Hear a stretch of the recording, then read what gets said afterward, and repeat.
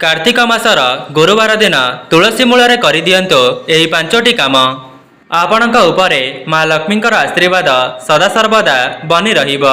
आज्ञा हाँ दर्शक बंधु, केवल माँ लक्ष्मी ही नुहे माँ लक्ष्मी सहित श्री नारायण आशीर्वाद आपणक उपरे सदासर्वदा रहिबो। दर्शक बंधु, सनातन धर्म रे तुलसी गछर बहुत अधिक महत्वपूर्ण बोली शास्त्र रे मान्यता अछि। दर्शक बंधु, जेमितिकी आपण माने जानिछंती वर्षक 12 मास मध्यरु कार्तिक मासटी श्री नारायणकर अत्यंत प्रियर मास होइथाए। दर्शक बंधु, कार्तिक मासर गुरुवार दिन जदि आपण माने तुलसी गछ मूलरे एही पांचटी काम को करि देउछंती, तेबे आपणक उपरे श्री नारायणकर आशीर्वाद रहिबा सहित माँ लक्ष्मी मध्य आपणक उपरे प्रसन्न होइजिबे। जो मानक जीवन में धनजनित समस्या लगी रही किंबा ऋण करजरे बुड़ी जाइछंती, तेबे सेमानकर समस्त ऋण करज सुझीजिबा सहित सेमानक जीवन को धन आसीबार मार्ग खोलीजिब। शास्त्र रे मध्य मान्यता अछि, जदि आपण माने कार्तिक मासरे किछिटा विशेष उपाय को करि देउछंती, तेबे आपणक उपरे लक्ष्मी नारायणकर आशीर्वाद सदासर्वदा रहिबो। जहाद्वारा आपण माने जो भी कार्य हाथ देवे से आपणको अत्यंत शुभ फल मिल जिबा। जो माने चाकरी क्षेत्र में प्रयास करुचंती सेमानको मध्य चाकरी क्षेत्र में सेमानक मन मुताबक चाकरीटीए प्राप्त होई पारे। देखंतु, आपण माने धन को अर्जन करिबा पई बहुत सारा उपाय करुचंती, किंतु जदि आपण मानको सेथिरो कौनसी शुभ फल मिली पारु नाही, तेबे आपण माने पवित्र कार्तिक मासर गुरुवार दिन केवल तुलसी गछ मूलरे एही पांचटी काम को निश्चित परीक्षा करी देखंतु। आपण माने एहाको करिबा मात्रे आपणक जीवन में जहाँ भी किछि धनजनित समस्या लगी रही थाउ ना कहीं, किंतु एहाको करिबा परे संगे संगे ही आपण माने चमत्कार देखिबा पई पाइबे। जदि आपणक घरे कलह किंबा मनमतांतर लगी रहुछि, तेबे सेथिरे मध्य आपणको अत्यंत शुभ शुभ फल देखिबा पई मिलिबो। दर्शक बंधु, जदि आपण माने पवित्र कार्तिक मासरे लक्ष्मी नारायण को प्रसन्न करि दियंती, तेबे आपणक जीवन में राताराति उन्नति आसीबो एवं आपणक जीवन को धन आसीबार समस्त मार्ग खोली जिवो। दर्शक बंधु, आपण माने जानिछंती कर्मर फल डेरी रे हुए तो मिली पारे, किंतु अवश्य मिली थाए। सेथिपाई जदि आपण माने ईश्वरंकर भक्ति रे किछिटा कर्म करि देबे, तेबे आपणक जीवन रे आगामी समय रे एते मात्रा रे खुशी आसीबो जे आपण माने संभाली मध्य पारिबे नाही। दर्शक बंधु, मु आपण मानक निमंते कार्तिक मासरे ब्रह्म मुहूर्तर उठी सेही पांचटी काम को करिबा पई गोटिए वीडियो प्रस्तुत करिछि। आपण माने चाहिए यही वीडियो शेष होगा पर सही वीडियोटी को देखि पारिबे। सही वीडियो रे आपण माने कार्तिक मास मध्य समस्त दिन मानकरे ब्रह्म मुहूर्तर उठी प्रत्येक दिन सही पांचटी कार्य को करिबा पई चेष्टा करंतो। एपरि करिबा द्वारा मध्य आपणक जीवन रे बहुत उन्नति आसी थाए। आपण माने केवल ब्रह्म मुहूर्तर उठी सही किछिटा नियमर पालन करिबे। को करिबा द्वारा आपणकर बहुत सारा पैसा मध्य खर्च हेब नाही। आपणको केवल स्वच्छ मनरे एवं सहृदय रे सेही उपायटी को करिबार अछि। सेथिपाई आपणकर अल्प समय मध्य खर्च होई पारे। आपण जेउ भली भावरे कर्म करिबे, भगवान सेही कर्म अनुसारे आपणको कर्मर फल देबे। सेथिपाई जदि आपणकर एही कर्म द्वारा भगवान प्रसन्न होई जांती, तेबे आपणकर समस्त मनस्कामना को मध्य पूर्ण करिदेबे। दर्शक बंधु, आज जो उपायटी मु आपण मानको बताइबा पई जाउछि, आपण माने चाहिए संपूर्ण कार्तिक मास मध्य रे करि पारिबे। किंतु जदि आपण मानको व्यस्तबहुल जीवन मध्य रे समय हेउ नाही, तेबे आपण माने कार्तिक मासर कौनसी गुरुवार दिन मध्य तुलसी गछ मूलरे सेही पांचटी कार्य को करि पारिबे एवं यह उपायटी करिबा परे आपणक जीवनर धीरे धीरे समस्त करज मध्य सुझीजिबा सहित आपणक जीवन को धन आसीबार मार्ग खोलीजिब। जो माने आपणकर अमंगल चिंता करुथिले किंबा जदि आपणकर कौनसी गुप्त शत्रु थिले, तेबे सेमानकर मध्य नाश होइजिब एवं आपणक उपरे लक्ष्मी नारायणकर आशीर्वाद सदासर्वदा रहिब। जदि आपण माने अनेक सारा कर्म करिनेबा परे भी कर्मर उचित मूल्य आपणको मिली पारु नाही तेबे लक्ष्मी नारायणकर आशीर्वाद आपणक उपरे रहीगले आपण माने जीवन रे बहुत जल्दी उन्नति करिवे। सेथिपाई आपण माने केवल वीडियोटी को शेष पर्यंत निश्चय देखंतो एवं वीडियो रे जेउ सब उपाय को मु आपण मानक आगरे कहि रखिबी आपण माने गुरुवार दिन से उपायटी को करिबा पई चेष्टा करंतो। दर्शक बंधु यह को जानिबा पूर्वर जदि आपण माने वीडियोटी को लाइक करि नाहंती वीडियोटी को लाइक करी कमेंट बॉक्स रे जय मां लक्ष्मी जय जगन्नाथ अवश्य लिखि दियंतो एवं चैनल टी रे नुआ थिले चैनल टी को सब्सक्राइब करि दियंतो। आज मु आपण मानको जे उपायटी बताइबा पई जाउची जदि आपण माने से उपायटी को संपूर्ण निष्ठा एवं भक्ति रे करि नेउचंती तेबे आपणक उपरे मां वृंदावतींकर आशीर्वाद रहिबा सहित श्री नारायणकर आशीर्वाद मध्य सदा सर्वदा रहिबो। जो माने भी यह वीडियोटी को देखुचंती आपण माने थरे मात्र यार परीक्षा करी देखंतो आपण माने यह को करिबा परे निजे ही चमत्कार देखिबा पई पाइबे। प्रथम कार्यटी हेउची आपण माने कार्तिक मासरे तुलसी गछर विशेष भाव में पूजार्चना करिवे। आपण माने सबुदिन तुलसी गछर एमिति सेमिति पूजा करि देउथिबे किंतु जदि आपण माने सठिक नीति नियम सहित तुलसी गछर पूजा करूचंती तेबे आपणको सेथिर शुभ फल निश्चित प्राप्त हेबो। आपण माने सबुदिन जदि उपायटी करि परिबे तेबे भल कथा। जदि आपण माने सबुदिन करि पारु नाहंती तेबे केवल गुरुवार दिन मध्य ए उपायटी को करि परिबे।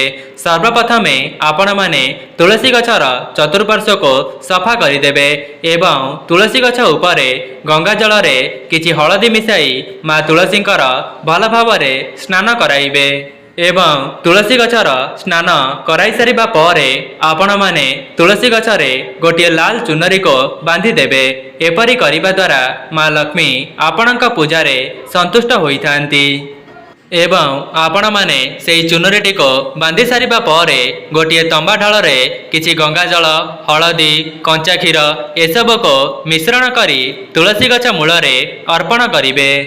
जेतेबेले आपण माने तुलसी गछ मूल रे सेही जल को अर्पण करिवे सेही समय रे ओम नमो भगवते वासुदेवाय एही मंत्रटी को 3 थर उच्चारण करिवे। एहा परे आपण माने मां लक्ष्मी निकट रे नाली सिंदूर को अर्पण करिवे जहा द्वारा मां लक्ष्मी आपणक पूजा रे संतुष्ट हेबे। एहा परे आपण माने मां लक्ष्मी को लाल पुष्प लाल सिंदूर को अर्पण करंतु। एहा परे मां वृंदावती निकट रे किछि भोग को अर्पण करंतु। एहा परे मां लक्ष्मी निकट रे गोटे घियर दीप को प्रज्वलन करिवे। आपण माने चाहिले संध्या समय रे एवं सकाळ समय रे गोटे घियर दीप को मां वृंदावती को अर्पण करि परिबे। जदि आपण माने केवल गोटे दीप को मध्य अर्पण करि परिबे तेबे भल कथा। एहा परे वृंदावती निकट रे मां लक्ष्मीकर पादपद्म को मध्य अंकन करिवे। जदि आपण माने सेही पादपद्मटी को हळदी द्वारा अंकन करूचंती तेबे अत्यंत भल कथा। आपण माने एही उपायटी को संपूर्ण निष्ठा एवं भक्तिर सहित करिकी देखंतो। एहा को करिबा मात्रे आपणक जीवन रे एते मात्रा रे सुख आसीबो जे आपण कल्पना मध्य करि परिबे नाही। आपण माने मां लक्ष्मी को जणाइबे जे मां लक्ष्मी आपण मो घर को उन्नति दिग को अग्रसर करांतो। मु केवल आपणकर स्वच्छ मनर पूजार्चना करि रखुची। दर्शक बंधु आउ गोटे कथा आपण माने तुलसी पूजन करिबा समय रे केबे हेले भी नील किंबा कला रंगर वस्त्र को धारण करंतु नाही। एपरी करिबा द्वारा आपण को सेही पूजार शुभ फल मिली परिबो नाही। आपण माने हळदिया किंबा लाल रंगर वस्त्र परिधान करी तुलसी गछर पूजा करिवे। दर्शक बंधु एबे आसंतु जानिबा द्वितीय उपाय विषय रे। द्वितीय उपायटी हेउची आपण माने कार्तिक मासर गुरुवार दिन तुलसी गछ मूल रे कंचा क्षीर को अर्पण करिवे। जदि आपण माने गाईर कंचा क्षीर को पाई जाउचंती तेबे भल कथा। जदि गाईर कंचा क्षीर मिलु नाही ତେବେ ଆପଣମାନେ ପ୍ୟାକେଟ୍ କ୍ଷୀରରେ ମଧ୍ୟ ଏହି ଉପାୟଟିକୁ କରିପାରିବେ। ଆପଣମାନଙ୍କୁ କ'ଣ କରିବାର ଅଛି ନା ତୁଳସୀ ଗଛ ମୂଳରେ ଗୋଟିଏ ରୂପାର ଗିନାରେ କଞ୍ଚା କ୍ଷୀରକୁ ଢାଳି ଦେବେ। ଯଦି ଆପଣଙ୍କ ପାଖରେ ରୂପାର ଗିନା ନାହିଁ ତେବେ ଆପଣମାନେ ମାଟି ପାତ୍ରରେ ମଧ୍ୟ ସେହି କଞ୍ଚା କ୍ଷୀରଟିକୁ ତୁଳସୀ ଗଛ ମୂଳରେ ଅର୍ପଣ କରିପାରିବେ। ଏହାପରେ ସେହି ମାଟିଟିକୁ ଆଣି ଆପଣଙ୍କ ମଥାରେ ତିଲକ ହିସାବରେ ଲଗାଇ ଦେବେ ଏବଂ ଆପଣଙ୍କ ପରିବାରର ସମସ୍ତ ସଦସ୍ୟମାନଙ୍କ ମଥାରେ ମଧ୍ୟ ତିଲକ ଭାବରେ ଲଗାଇ ଦେବେ। ଦର୍ଶକ ବନ୍ଧୁ, ଏହା ତ ଥିଲା ଦ୍ୱିତୀୟ ଉପାୟ। ଏବେ ଆସନ୍ତୁ ଜାଣିବା ତୃତୀୟ ଉପାୟ ବିଷୟରେ। ତୃତୀୟ ଉପାୟଟି ହେଉଛି ତୁଳସୀର ମଞ୍ଜରୀ। ଯଦି ଆପଣମାନଙ୍କୁ ଗୁରୁବାର ଦିନ କୌଣସି ଜାଗାରେ ତୁଳସୀର ମଞ୍ଜରୀ ମିଳିଯାଉଛି ତେବେ ଆପଣମାନେ ଶ୍ରୀ ନାରାୟଣଙ୍କ ନିକଟରେ ତୁଳସୀର ମଞ୍ଜରୀକୁ ଅର୍ପଣ କରନ୍ତୁ। ଆପଣମାନେ ଚାହିଁଲେ ତୁଳସୀର ମଞ୍ଜରୀକୁ ଏକା ସାଥିରେ ବାନ୍ଧିକରି ଗୋଟିଏ ମାଳ ପ୍ରସ୍ତୁତ କରିବେ ଏବଂ ଶ୍ରୀ ନାରାୟଣଙ୍କ ନିକଟରେ ସେହି ମାଳଟିକୁ ଅର୍ପଣ କରିଦେବେ। ଏପରି କରିବା ଦ୍ୱାରା ଶ୍ରୀ ନାରାୟଣ ଆପଣଙ୍କ ପୂଜାରେ ପ୍ରସନ୍ନ ହୋଇଥାନ୍ତି।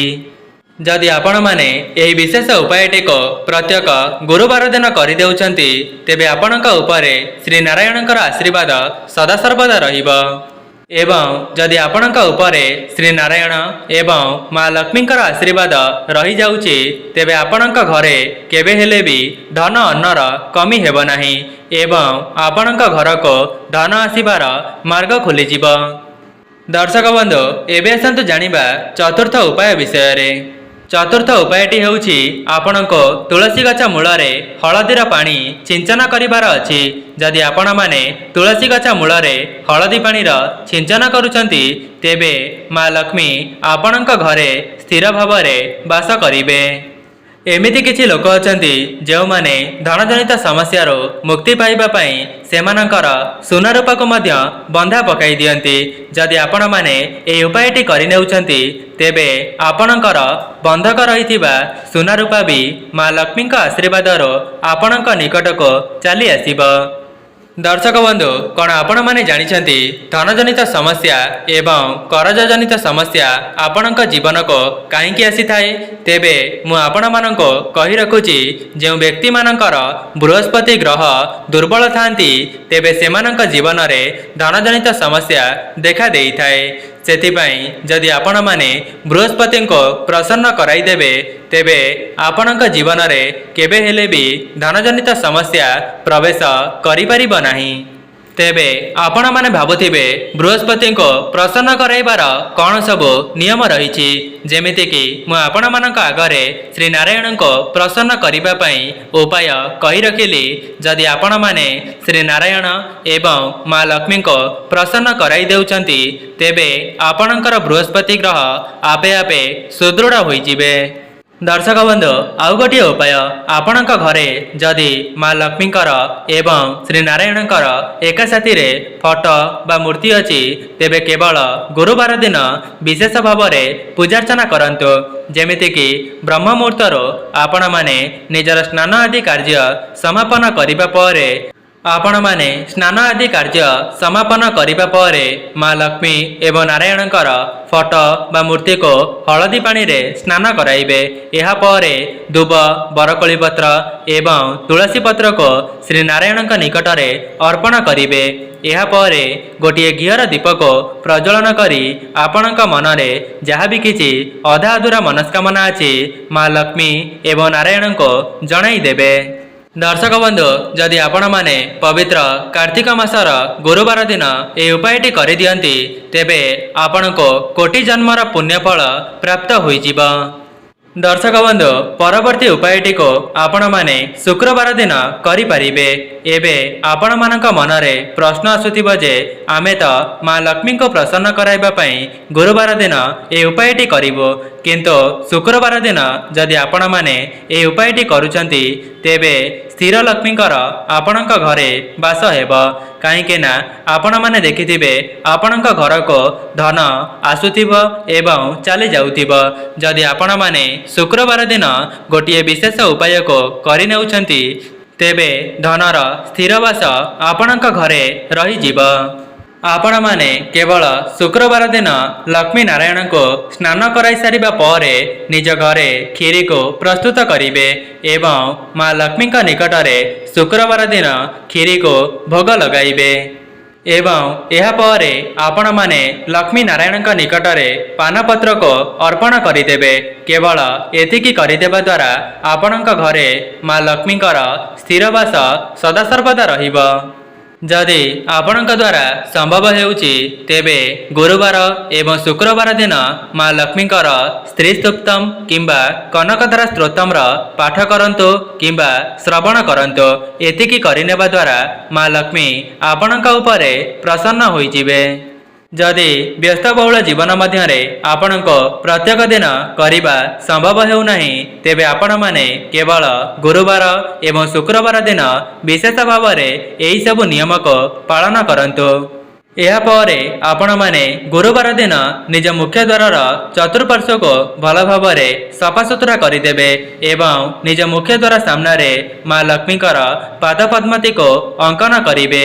ଏହାପରେ ଆପଣଙ୍କ ମୁଖ୍ୟ ଦ୍ୱାରରେ ଗୋଟିଏ ଘିଅର ଦୀପକୁ ପ୍ରଜ୍ୱଳନ କରିବେ। ଯଦି ଆପଣମାନେ କେବଳ ନାରାୟଣଙ୍କୁ ପ୍ରସନ୍ନ କରାଇ ଦେଉଛନ୍ତି ତେବେ ମା ଲକ୍ଷ୍ମୀ ମଧ୍ୟ ଆପଣଙ୍କ ଘରେ ସ୍ଥିର ଭାବରେ ବାସ କରିବେ। ସେଥିପାଇଁ କାର୍ତ୍ତିକ ମାସରେ ନିଜ ମୁଖ୍ୟ ଦ୍ୱାରରେ ଦୀପଟିକୁ ପ୍ରଜ୍ୱଳନ କଲେ ଦେବାଦେବୀଙ୍କର ଆଗମନ ଆପଣଙ୍କ ଘରକୁ ନିଶ୍ଚିତ ହୋଇଥାଏ। ସେଥିପାଇଁ ଆପଣମାନେ ନିଜ ଘରେ ଭଗବତ ଗୀତାଙ୍କର ପାଠ କରନ୍ତୁ। ଶ୍ରୀ ସୂକ୍ତମ୍, କନକଧାରା ସ୍ତୋତ୍ରମ୍, ବିଷ୍ଣୁ ସହସ୍ରନାମ ଏସବୁର ପାଠ କରନ୍ତୁ। ଦେଖିବେ କେବଳ ଏତିକି କରିନେବା ଦ୍ୱାରା ମଧ୍ୟ ମା ଲକ୍ଷ୍ମୀ ଏବଂ ନାରାୟଣ ପ୍ରସନ୍ନ ହୋଇଯିବେ। ଦର୍ଶକ ବନ୍ଧୁ, ଆପଣମାନେ ଭାବୁଥିବେ କ'ଣ ଏହି ଉପାୟଟି କରିବା ପରେ ସଙ୍ଗେ ସଙ୍ଗେ ଚମତ୍କାର ହେବ ନାହିଁ? ଆଜ୍ଞା ହଁ ଦର୍ଶକ ବନ୍ଧୁ, ସଙ୍ଗେ ସଙ୍ଗେ ନିଶ୍ଚିତ ହେବ। ଯଦି ଆପଣମାନେ ସମ୍ପୂର୍ଣ୍ଣ ନିଷ୍ଠା ଏବଂ ଭକ୍ତିର ସହିତ ଏହି ଉପାୟଟି ପାଳନ କରୁଛନ୍ତି ତେବେ ତୁରନ୍ତ ହିଁ ଆପଣଙ୍କୁ ଏହାର ଚମତ୍କାରୀ ଲାଭ ଦେଖିବା ପାଇଁ ମିଳିବ। ତେବେ ଦର୍ଶକ ବନ୍ଧୁ, ଏହା ଥିଲା ସେହି 5ଟି ନିୟମ ଯାହାକୁ କାର୍ତ୍ତିକ ମାସରେ କରିନେବା ଦ୍ୱାରା ଆପଣଙ୍କୁ କୋଟି ଜନ୍ମର ପୁଣ୍ୟଫଳ ପ୍ରାପ୍ତ ହୋଇଥାଏ। ଯଦି ଆପଣମାନଙ୍କୁ ଏହି ଭିଡ଼ିଓଟି ଭଲ ଲାଗିଥାଏ ଭିଡ଼ିଓଟିକୁ ଲାଇକ୍ କରି କମେଣ୍ଟ ବକ୍ସରେ ଜୟ ମା ଲକ୍ଷ୍ମୀ, ଜୟ ଜଗନ୍ନାଥ ଅବଶ୍ୟ ଲେଖିଦିଅନ୍ତୁ ଏବଂ ଚ୍ୟାନେଲଟିରେ ନୂଆ ଥିଲେ ଚ୍ୟାନେଲଟିକୁ ସବସ୍କ୍ରାଇବ୍ କରିଦିଅନ୍ତୁ।